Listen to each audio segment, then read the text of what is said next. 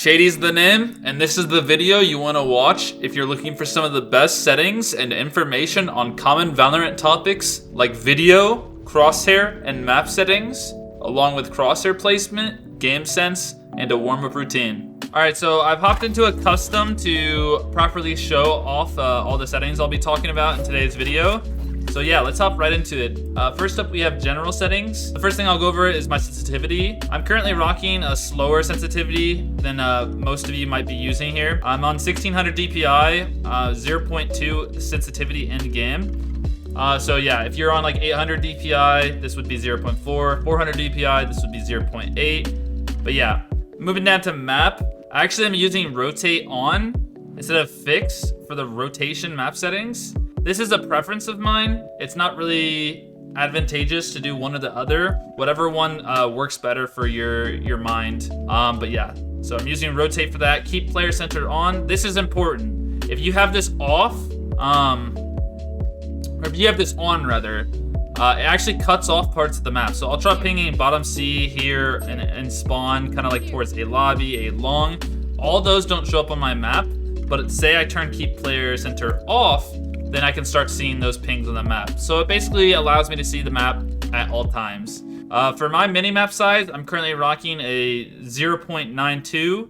This basically means that it doesn't take up too much of my screen personally, but if you'd like it bigger because you want to focus on it more, go ahead and choose a bigger setting or a larger number. For my mini-map zoom, I have it on 1. Vision cones on, and then show map region names on always. All right, moving on to controls. I'll just breeze through these. You can pause the video to find something you like, but there is something important here I'll mention in just a second. But yeah, these are all my movement options. Here's my equipment. All right, all preference. You know, here's my talk, radio, interface. Here we go.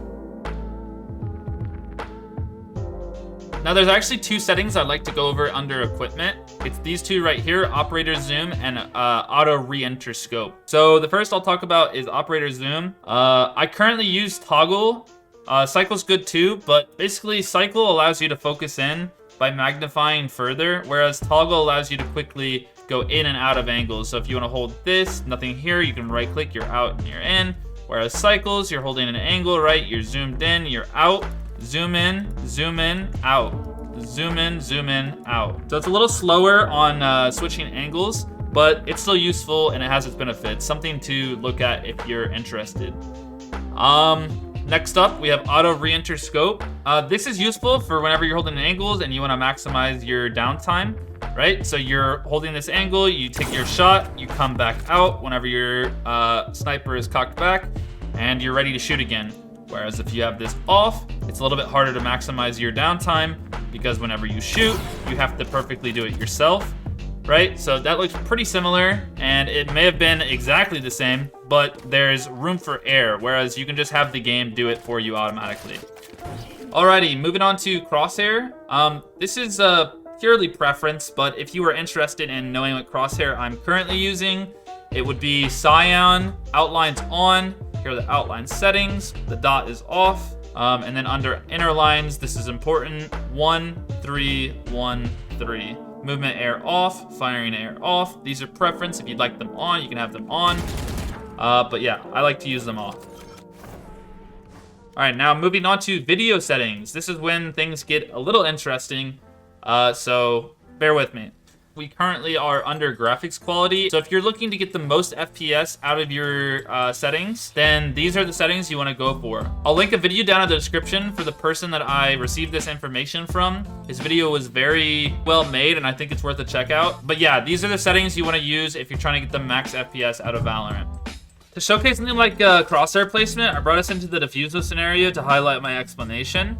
There's two main things that you want to focus on when approaching crosshair placement. And the first of the two is something very basic, but something lower elos struggle with. And that's to remember to keep your crosshair at head level, right? So whenever I'm looking at this wall, you can see there's multiple lines.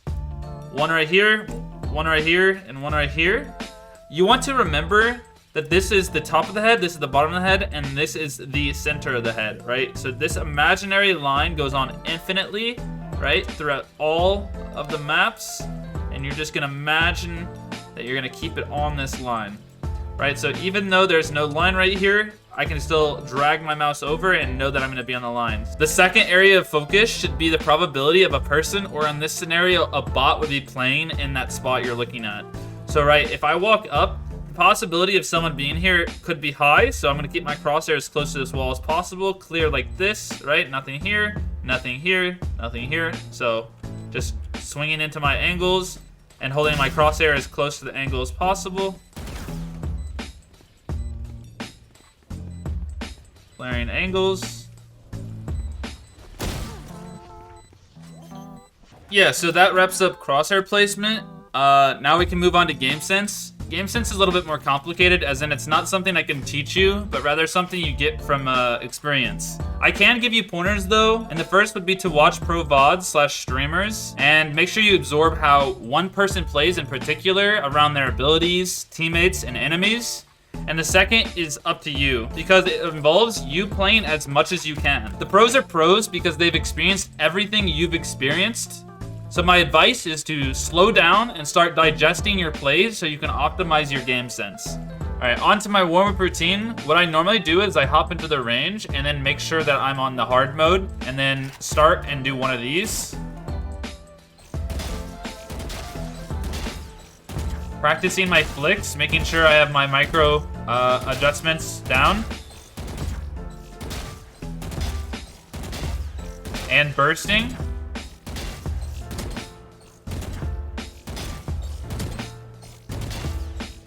Oh, that was bad.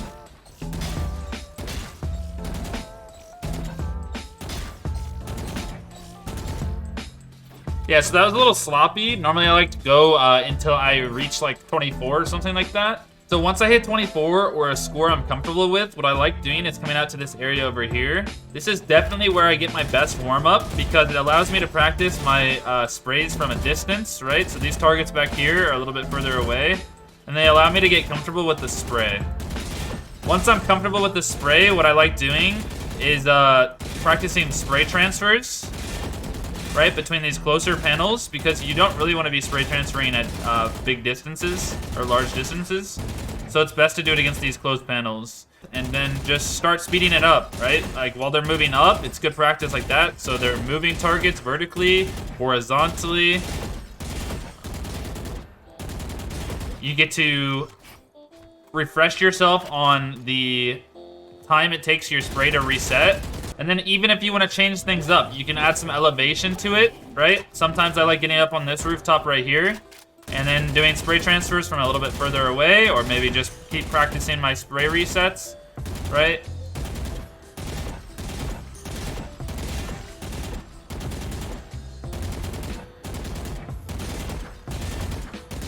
Adding a little strafing into it.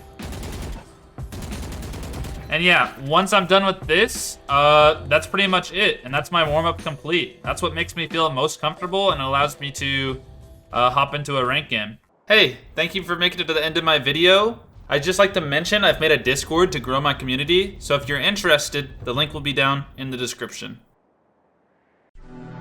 Boo.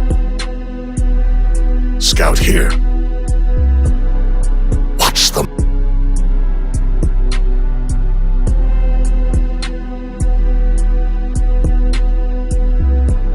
It ends.